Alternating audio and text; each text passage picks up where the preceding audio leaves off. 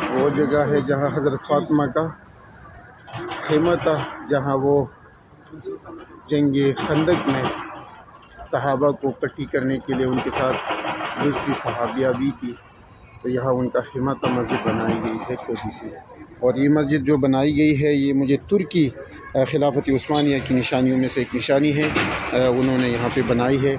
آپ کو اور بھی دکھا دیتے ہیں، وہ سامنے جو نظر آ رہی ہے وہ حضرت علی کا ہے۔ یہ ساری آپ کو میں آگے چل کے بتاتا ہوں۔ یہ جو بڑی مسجد ہے یہ بھی 2 مسجدیں ہیں وہ بنائی گئی ہے، اور یہ سامنے آپ میں لے چلتا ہوں، وہاں آپ دیکھ سکتے ہیں یہ حضرت علی کا ہے یہ مسجد۔ یہاں پر ان کا خیمہ اور مورچہ وغیرہ تھا جنگ خندق میں۔ جنگ خندق کی جگہ بھی میں آپ کو دکھاؤں گا کہ وہ کون سی جگہ تھی، اور یہ ساری جو ہے ابھی